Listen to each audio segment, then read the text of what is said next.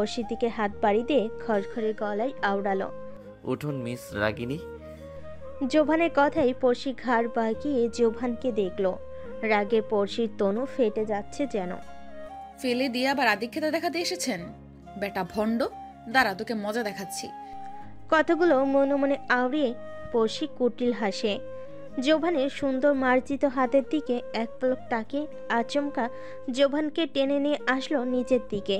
পড়শি কাজে আরেক দফা হতভম্ব হয়ে গেল জোভান। সঙ্গে দাঁড়িয়ে থাকা স্টুডেন্টরা পড়শির কাজকর্মে বেশ অবাক হলো। সহসা পড়শি খিলখিলিয়ে হেসে উঠল। কেমন দিলাম মিস্টার নাকফুলু সিনিয়র?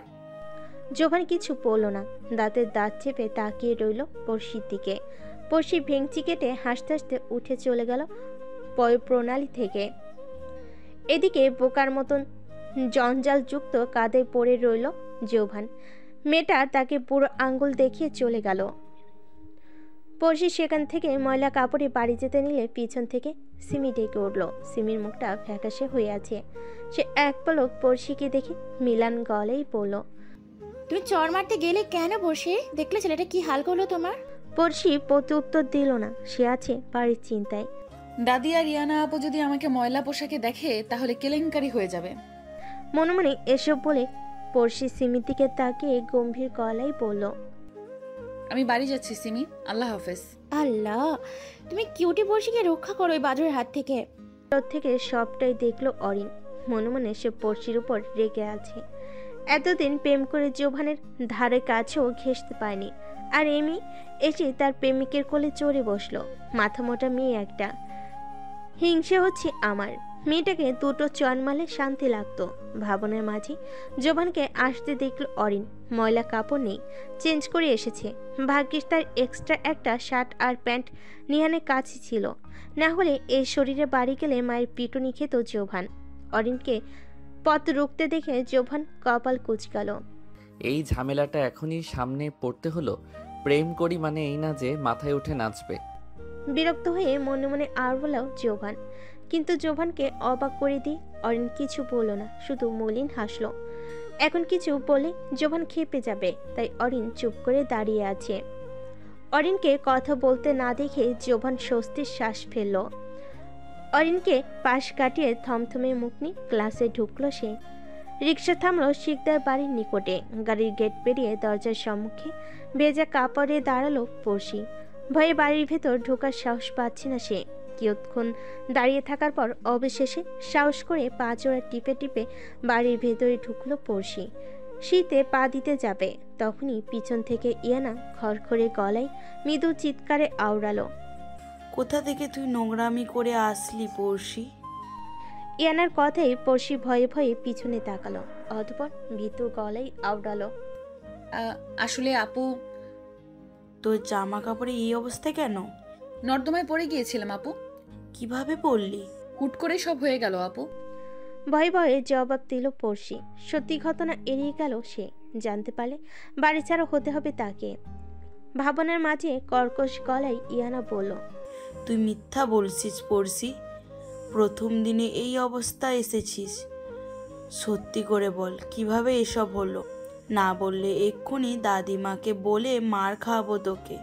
প্রথম দিনই জামা কাপড় ময়লা করে এসেছিস, এরপর না জানি তুই কি করবি আল্লাহ ভালো জানে।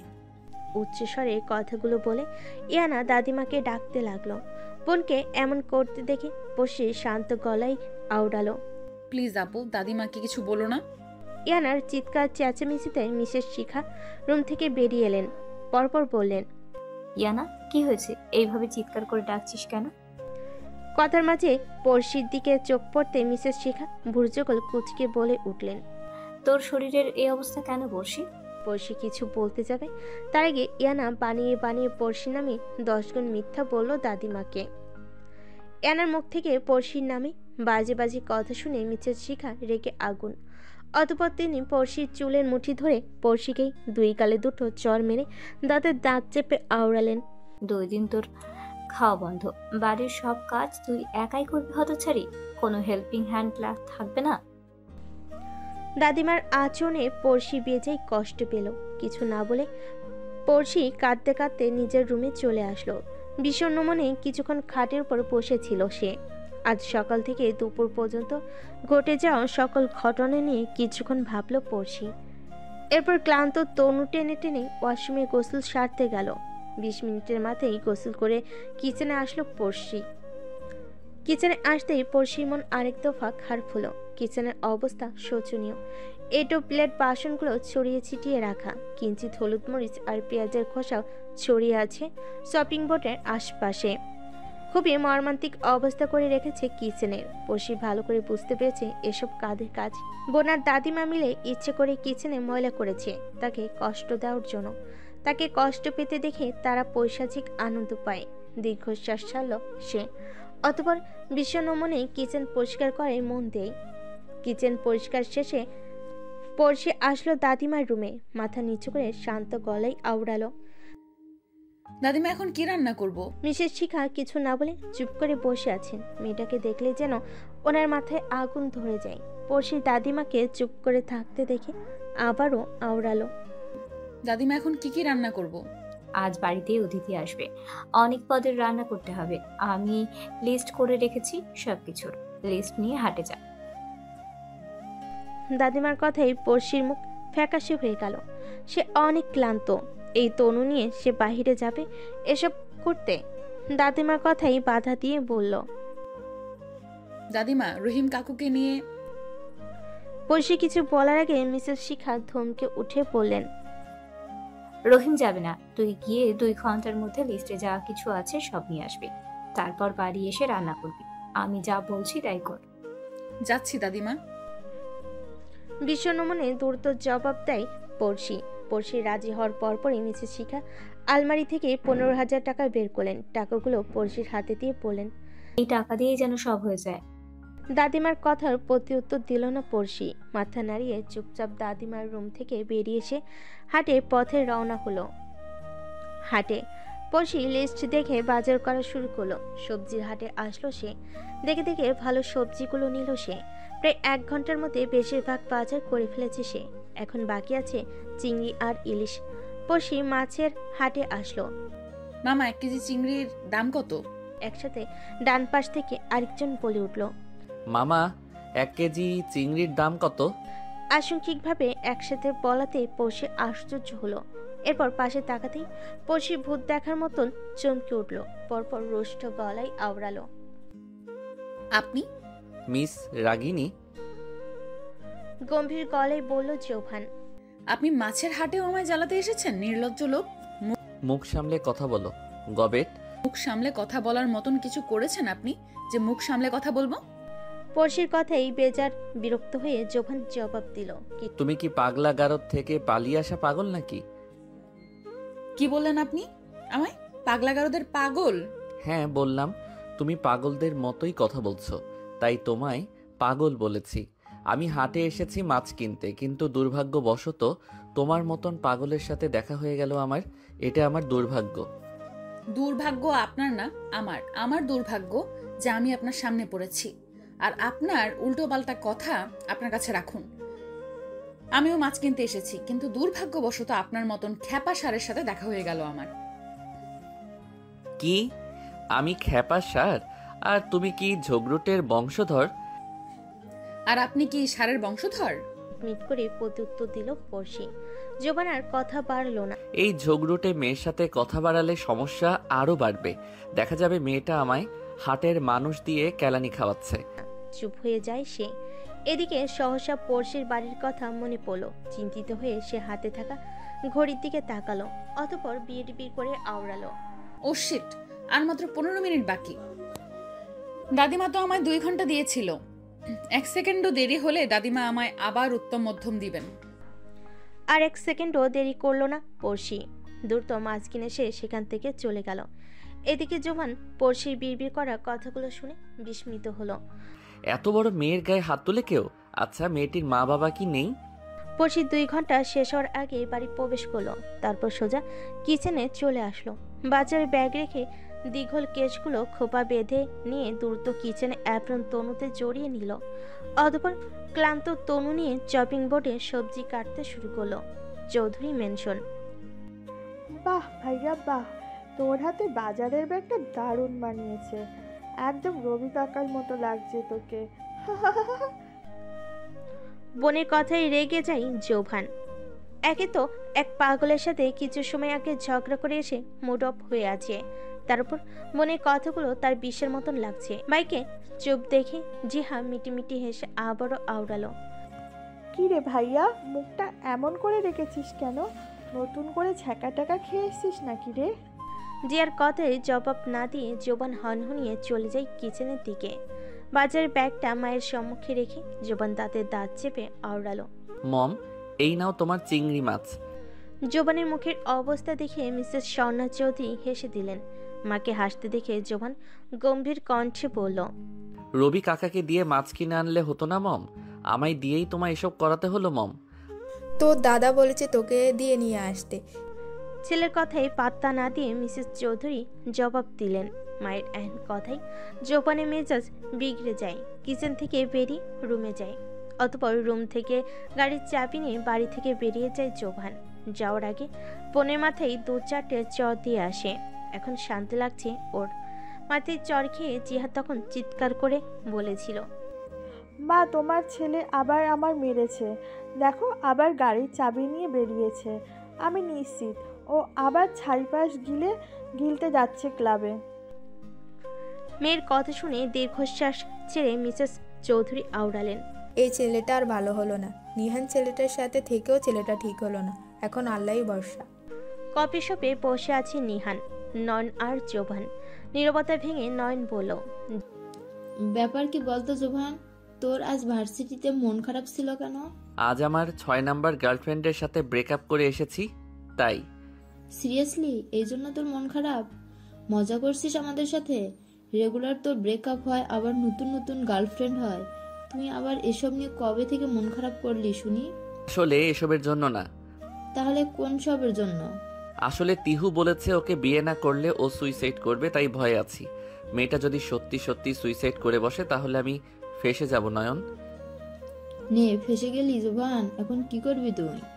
জোভানকে আর একটু ভয় লাগিয়ে কতক্ষণিক বলল নয়ন, সেটা জানি না, তবে তবে কি আবার কোন মেয়ের প্রেমে পড়লি নাকি রে অত ছাড়া? নিহান বিরক্তি গলায় বলল, তেমন কিছু না। তবে আজ সকালে মন খারাপ ছিল, এটা সত্য। কিন্তু ক্যান্টিনে মিস রাগিনীর সঙ্গে ধাক্কা খাওয়ার পরপরই মনটা ভালো হয়ে যায় আমার। ভেবেছিলাম মিস রাগিনীকে পটিয়ে আমার 10 নাম্বার গার্লফ্রেন্ড বানাবো, কিন্তু সে আর হলো কোথায়। মাঝখান দিয়ে এত কিছু হয়ে গেল। তবে মেয়েটা গায়ে পড়া টাইপের মেয়েদের মতন নয় যে সহজে পটে যাবে। মেয়েটার অনেক বেশি জেদি আর ঝগড়ুটে। জোভানের কথাগুলো শুনে নয়নের মুখটা ফ্যাকাশে হয়ে গেল।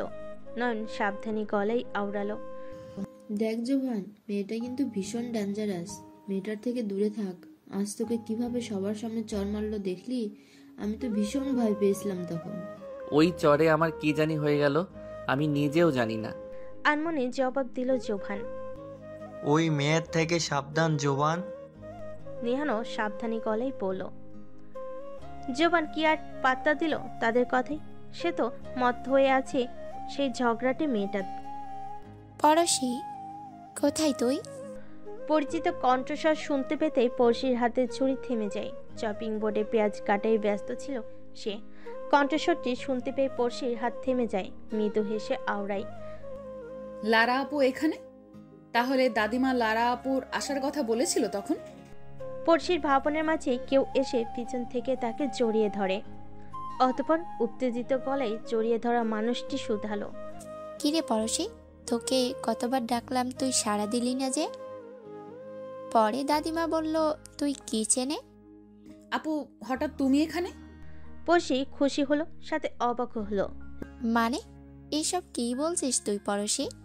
দাদিমা কিছু বলেনি তোকে? লারা বিস্মিত হয়ে বলল, হ্যাঁ বলেছে আজ অতিথি আসবে, কিন্তু তোমাদের কথা বলেনি তো দাদিমা। বিষণ্ণ মনে পড়শি আওড়ালো। পড়শির মন খারাপ দেখে লারা পড়শিকে হাসানোর ট্রাই করলো। আচ্ছা পড়শি, আমি কি ফকিনি লাগছে? মেহমান লাগছে না? লারা মিথ্যা গম্ভীর ভাব ফুটিয়ে বলল। আচমকা লারার কথাই সশব্দে হেসে উঠল পড়শি।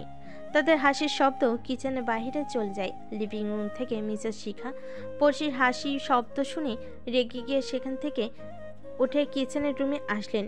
কিচেনের দরজার সম্মুখে দাঁড়িয়ে খড়খড়ে গলায় বললেন, কাজ ছেড়ে হাসি ঠাট্টা করা হচ্ছে পড়শি?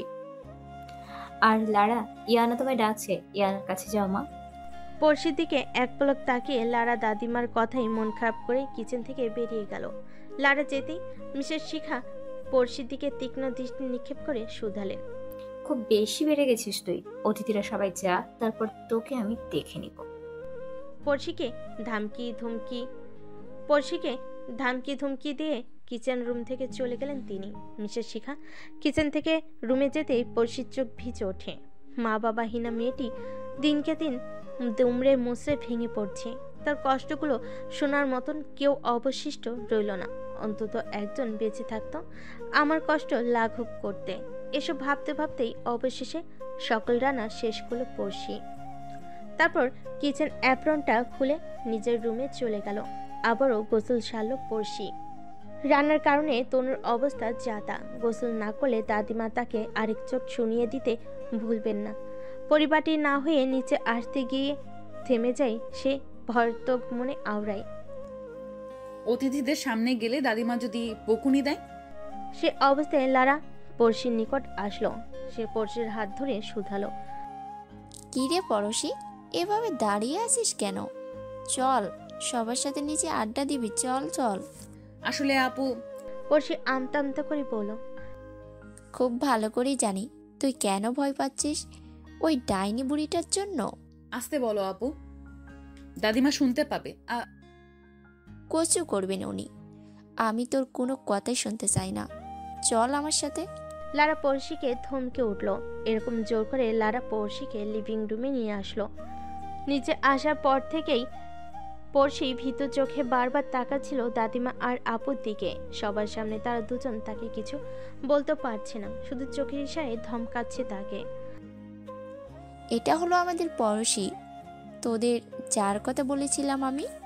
লারা হাসি মুখে বন্ধুদের সাথে পড়শিকে পরিচয় করিয়ে দিতে লাগলো। হাই, আমি তাসির শেখ, তুমি? পড়শি ইয়ানার দিকে তাকালো। ইয়ানা রাগের দৃষ্টিতে নিক্ষেপ করলো পড়শির দিকে। লারা পড়শির পৃষ্ঠে চাপড় মেরে ফিসফিস করে বলল, তাসিরকে কিছু বল পড়ি শোনা। লারার কথায় পড়শি মেয়েকে হাসি দিয়ে আওড়ালো, আমি পড়শি শিকদার। Nice name. বলতেই তাসিরের পাশে বসা মেয়েটি পড়শির নিকট এসে পড়শিকে জড়িয়ে ধরে বলল, তুমি দেখতে খুবই মিষ্টি। হ, আমাদের পরিশোনা একটা মিষ্টির দোকান। ইয়ানার দিকে তাকিয়ে লারা তাচ্ছিলের হেসে কথাটি বলল। পরপর আবারও বলে, পড়শিও হচ্ছে রিশা আমার বান্ধবী। রিশা আর তাসির দুজন আমার ভালো বন্ধু। আজ শিকদারের বন্ধু লিমন খানের মেয়ে লারা। লারা তার বন্ধুদের নিয়ে কয়েকদিন বেড়াতে এসেছে আহাদ শিকদারের বাড়িতে। টুকটাকি গল্প করার পর রিশা বায়না ধরল বাহিরে ঘোরার। লরা চলো, আমরা সবাই বাহির থেকে ঘুরে আসি। খুব মজা হবে।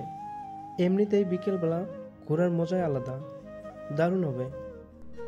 রিশাকে সায় দিল তাসির। এত আদিক্ষেতা ইয়ানা আর মিসেস শিখার ভালো লাগলো না। এসব দেখে তারা দুজন নিজের রুমে চলে গেল। ছেলের বন্ধুর মেয়ে দেখে মিসেস শিখা কিছু বলল না। লিমার মা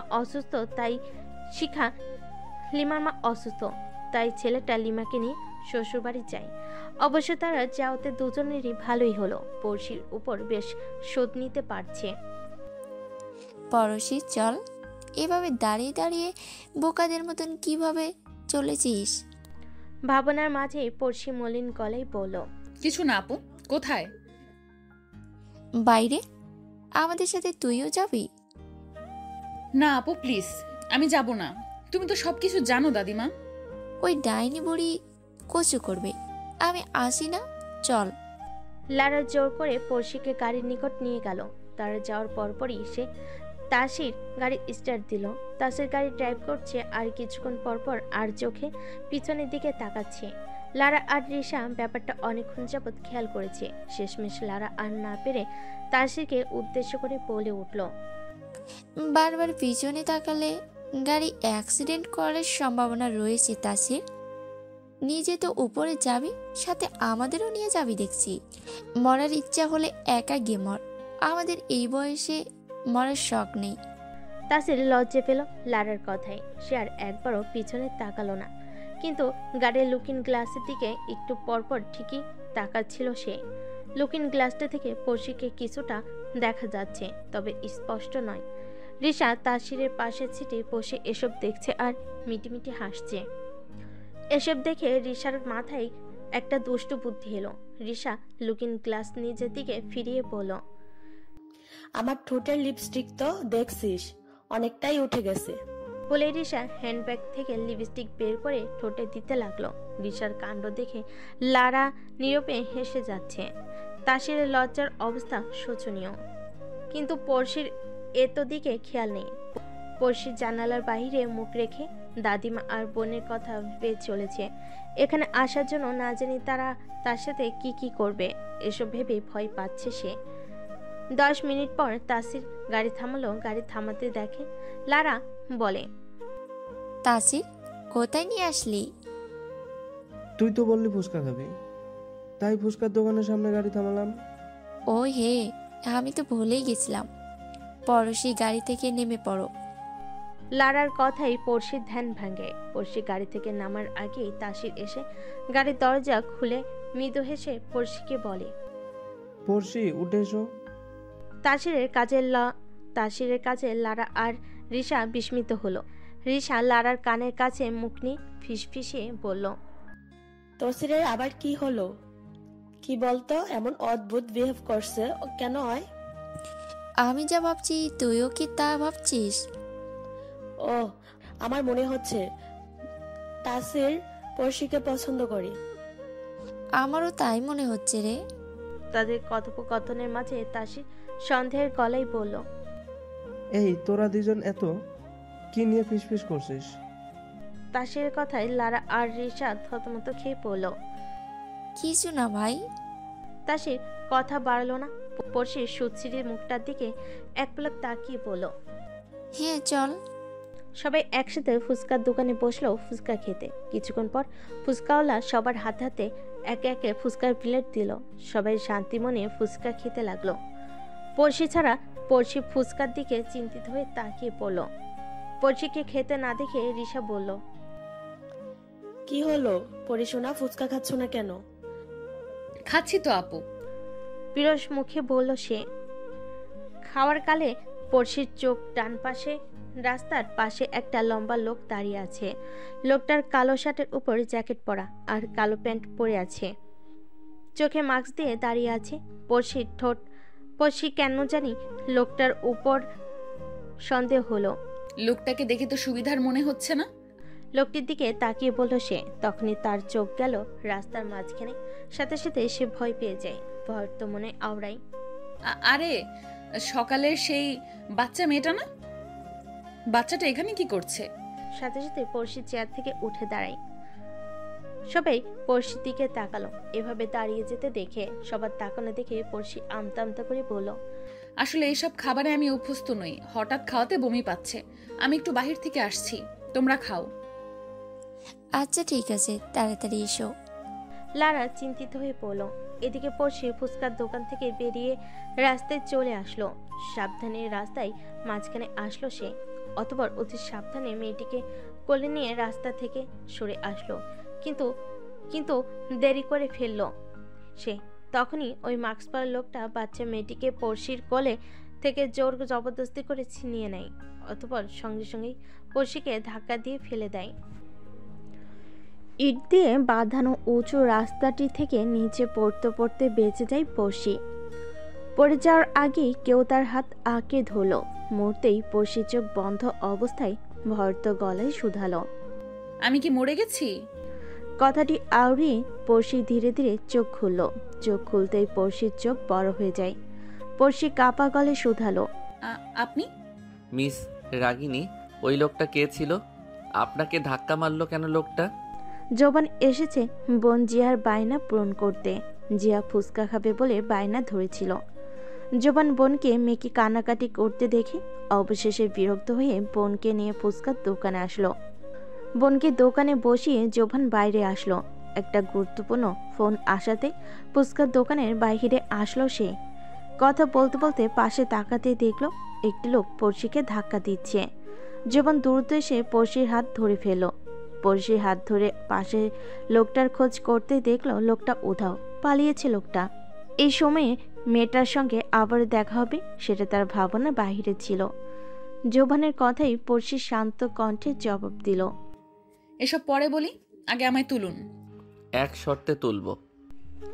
জোবানের মুখে কুটিল হাসি। পড়শি ক্রুদ্ধ গলায় বলল, মানে সব জায়গায় আমায় না জ্বালিয়ে আপনার শান্তি হয় না নাকি? যদি শর্তে রাজি না হও তাহলে আর কি করতে পারি আমি? ওকে, হাত ছেড়ে দিচ্ছি। ওপারে ভালো থেকো। গুড বাই মিস রাগিনী। কিছুটা কৌতুকের সুরে জোবান কথাখানি আউড়িয়ে হাত কিছুটা আলগা করতেই পড়শি চোখ বন্ধ করে মৃদু চিৎকার দিয়ে জোবানের শার্ট খামচে ধরে দ্রুত বলে উঠল, প্লিজ মিস্টার নাকফুলো সিনিয়র, হাত ছাড়বেন না আমার। আপনি যা বলবেন তাই শুনবো আমি। এই তো গুড গার্লের মতো কথা বললে। ওকে, এখন ভালো মেয়ের মতন আমায় সরি বলে ফেলো তো। জোবান গম্ভীর কণ্ঠে বলল, সরি কেন বলবো আমি? ভার্সিটিতে আমার সাথে যা যা করেছো তার জন্য সরি বলো। আমি কি করলাম আপনার সাথে? প্রথম না দেখে ধাক্কা মারলে, দ্বিতীয়ত চর মারলে, আর তৃতীয়ত কায়দা করে নর্দমায় ফেললে। এইসবের জন্য সরি বলো। হারিয়া, আপনি কোনো দোষ করেননি, সব দোষ আমার ছিল। পড়শি রুষ্ট গলায় আওড়ালো, এই যে এখন আমায় ধমকে উঠলে, এর জন্য তোমায় সরি আরেকবার বেড়ে গেল। চারবার সরি বলবে নাকি হাত ছেড়ে দিব? জোবানের কথাই রাগে পড়শির তনু ফেটে যাওয়ার উপক্রম হলো। পড়শির দাঁত কিরমির করে মনে মনে আওড়াই, পড়শির রাগ কন্ট্রোল কর। এখন সরি বলে কেটে পড়, পরে না হয় এই নাকফুলো সিনিয়রকে দেখে নিবি। বলবে নাকি? জোবান আর কিছু বলার আগে পড়শি খড়খড়ে গলায় বলে উঠল, সরি সরি সরি সরি। পড়শি সরি বলার সাথে সাথেই জোবান পড়শিকে উপরে উঠালো। যাওয়ার আগে পড়শির মুখের উপর ফু দিয়ে চলে গেল সে। জোবানের কর্মকাণ্ডে রাগে পড়শি চোখ বন্ধ করে ফেলল। সেখান থেকে আসার আগে পড়শি একটা হ্যান্ড ওয়াশ পেল। হ্যান্ড ওয়াশটির রং সিলভার কালার।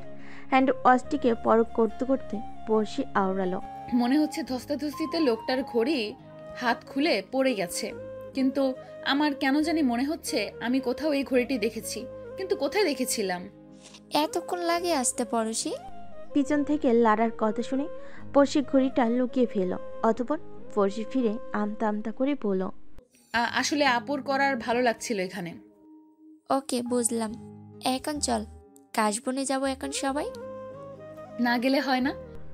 পড়শি অসহায় গলায় বলল, ওই ডাইনি বুড়িকে আমি দেখে নিব, চল।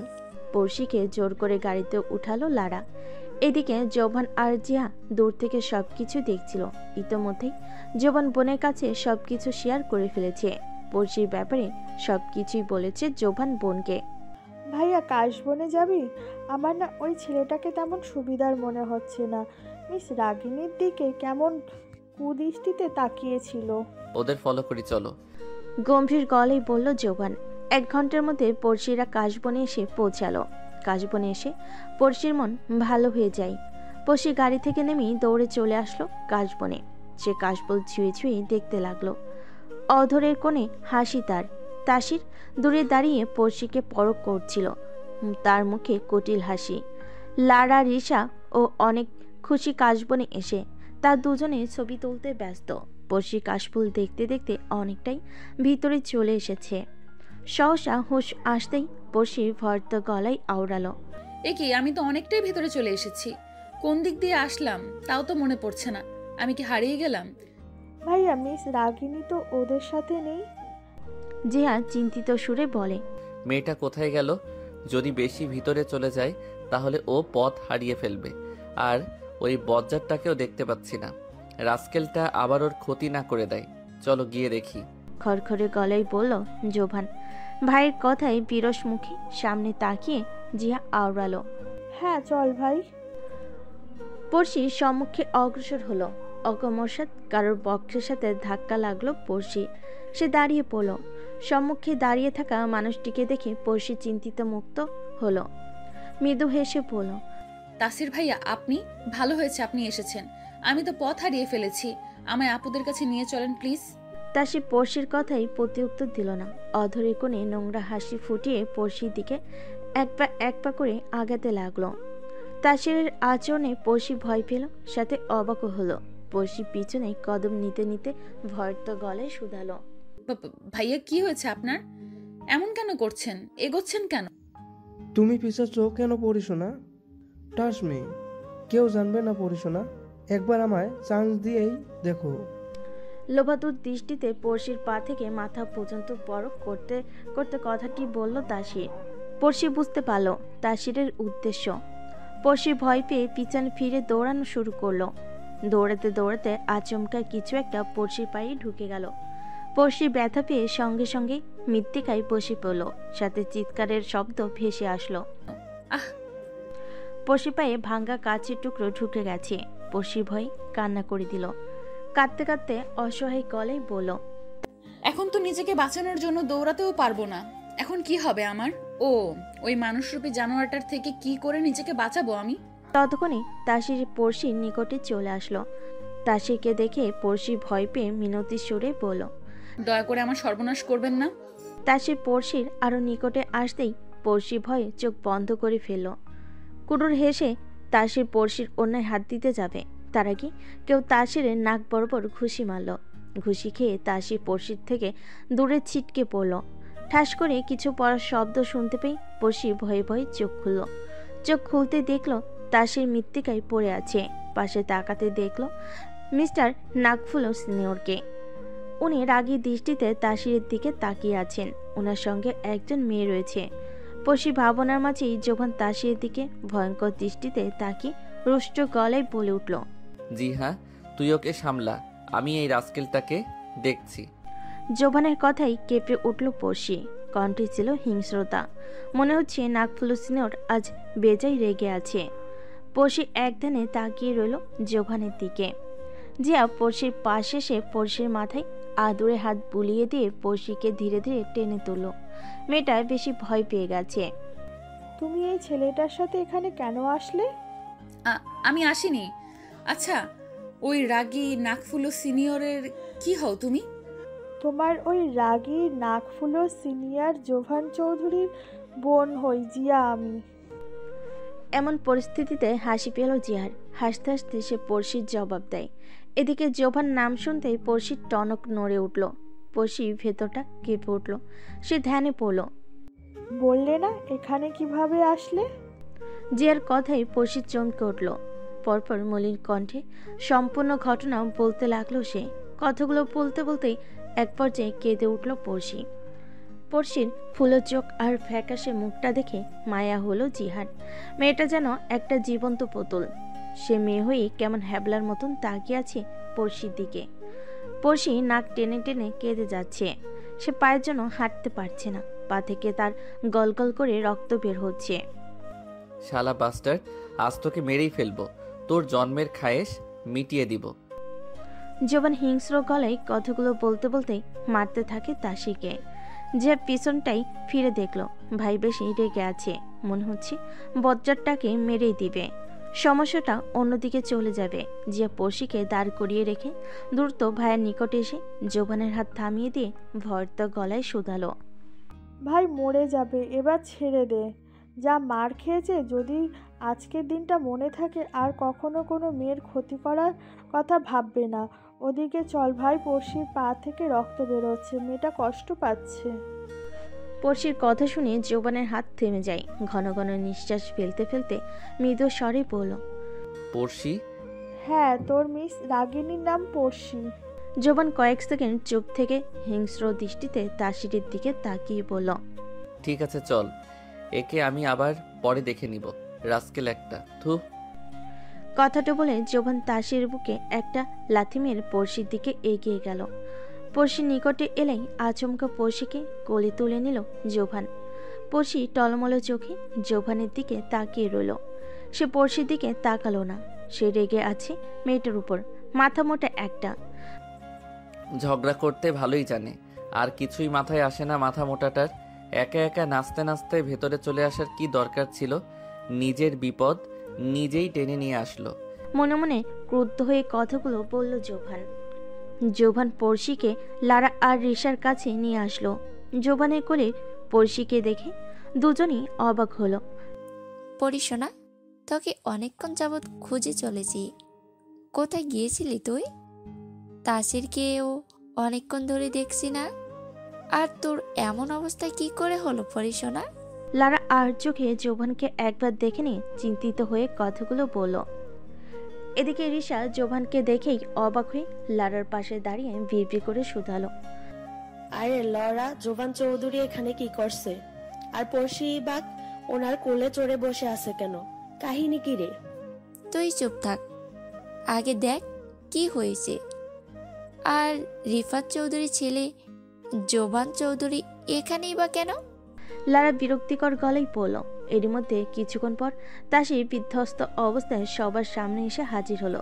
তাসিরের অবস্থা দেখে লারা রিশা দৌড়ে তাসিরের নিকট আসলো। তাসির, তোর এই অবস্থা কি করে হলো? লারা আতকে উঠল তাসিকে এই অবস্থায় দেখে। তাসির মাথা নিচু করে দাঁড়িয়ে আছে। তাসিকে কথা বলতে না দেখে জোভান তাচ্ছিল্য হেসে বলে উঠল। এই কুলাঙ্গারটা কি হয় আপনাদের? মুখ সামলে কথা বলুন মিস্টার জোবান চৌধুরী। লারা রেগে বলল। জোভান লারার কথায় পাত্তা না দিয়ে খড়খড়ে গলায় বলল। এই কুলাঙ্গারটা পড়শির ইজ্জত কেড়ে নিতে চাইছিল, আর আপনি তার উপর সিম্প্যাথি দেখাচ্ছেন। জানেন আর একটু দেরি হলে মেয়েটা শেষ হয়ে যেত। জোভানের কথা বিশ্বাস করতে কষ্ট হচ্ছিল লারা আর রিশার। রিশা বাকরুদ্ধ হয়ে যায়। লারা নিজেকে সামলে তাসিরের দিকে তাকিয়ে নিস্তেজ গলায় বলল। কি বলছে এসব তাসির? তাসি কিছু না বলে মাথা নিচু করে ফেল। সাথে সাথেই লারা তাসিরের গালে চর বসালো। পরপর আরো কয়েকটি চর বসিয়ে রুষ্ট গলায় আওড়ালো। সে তাসির সে, তুই এমন নিচু কাজ করতে পারলি কিভাবে? তোকে আমার বন্ধু ভাবতেও লজ্জা লাগছে। আজ এক্ষুনি তুই চলে যাবি এখান থেকে। আজ থেকে তোর সাথে আমাদের সব সম্পর্ক এখানেই শেষ। কোনোদিন তোর এই কুৎসিত মুখ আমাদের দেখাবি না। চলে যা এখান থেকে। কথাগুলো বলতে বলতে কেঁদে ফেললো লারা। বাপমা মরা মেয়েটার উপর দিয়ে এত কিছু হয়ে গেল। মেয়েটা খুব কষ্ট পেয়েছে। কেমন ভয়ে সিটিয়ে আছে জোভানের সাথে। সব তার দোষ। কেন আসতে গেল এখানে? মেয়েটাকে চোখে চোখে রাখা উচিত ছিল। মনে মনে নিজেকে দোষারোপ করতে লাগলো লারা। তাসির খুঁড়িয়ে খুঁড়িয়ে হাঁটতে হাঁটতে সেখান থেকে চলে গেল। লারা জোভানের সামনে আসলো। অতঃপর নরম গলায় শুধালো। ধন্যবাদ ভাইয়া, আপনি ঠিক সময় না আসলে পরশের অনেক বড় ক্ষতি হয়ে যেত। বেচারির মা বাবা নেই, এই যন্ত্রণা এখনো সয়ে যাচ্ছে। আজ যদি ওর কিছু হয়ে যেত। লারা আবারও কেঁদে উঠল। পাশ থেকে রিশা সে লারাকে জড়িয়ে ধরলো। লারাকে কাঁদতে দেখে জিয়ার খারাপ লাগলো। কান্না করবেন না আপু, এখান থেকে যাওয়া যাক। লারা কিছু বলে না, শুধু পড়শির দিকে তাকিয়ে থাকে। মেয়েটা মাথা নিচু করে কেঁপে যাচ্ছে। পুতুলের মতন মেয়েটা এভাবে কষ্ট পেল ভাবতে লারার সিদ্ধারা খারাপ হয়ে যায়। লারা কিছু বলে না, ওদের পিছু হাঁটে। জোবান পড়শিকে নিজের গাড়ির নিকট নিয়ে আসলো। অতঃপর গাড়ির দরজা খুলে পড়শিকে ধীরে ধীরে সিটে বসিয়ে দিল। তারপর গাড়ি থেকে মেডিসিন বক্স বের করে পড়শি পায়ে ব্যান্ডেজ করে দিতে লাগলো। পড়শি কিছু বলল না, শুধু জোবানকে দেখতে লাগলো। জোবান যা করতে চাইছে তাকে করতে দিচ্ছে সে।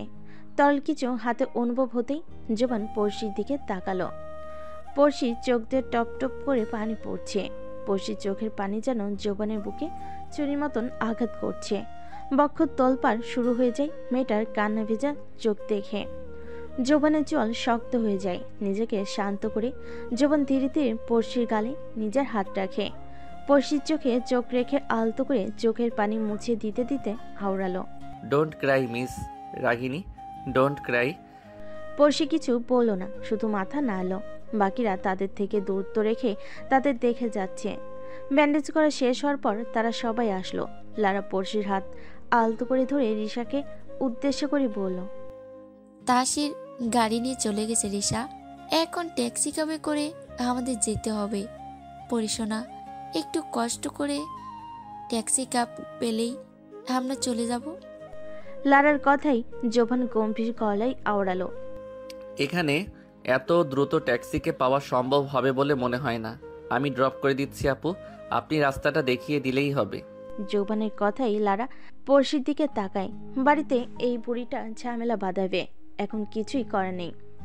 পড়শির এই অবস্থা, এখানে বেশিক্ষণ থাকা ঠিক হবে না। লারা সবাইকে বলো গাড়িতে বসতে। সবাই বসতেই জোভান গাড়ি স্টার্ট দিল। লারা রাস্তা দেখিয়ে দিল জোভানকে। 2 ঘন্টা গাড়ি চালানোর পর জোভান শিকদার বাড়ির সম্মুখে গাড়ি থামালো। বাড়িটির উপর নজর যেতে জোভানের মাথা ব্যথা শুরু হলো। জোভানের কেন জানি মনে হচ্ছে এই বাড়িতে জোভান আগেও এসেছে। ভাইয়ের কপালে হাত দেখে জিয়া অস্থির গলায় বলে উঠল, ভাই শরীর খারাপ লাগছে? আই এম ওকে। গম্ভীর গলায় জবাব দিল জোভান। অতঃপর সে গাড়ি থেকে নেমে পড়শিকে আবারও কোলে তুলে নিল। এতক্ষণ পড়শি চুপ থাকলো, এখন বলে উঠল,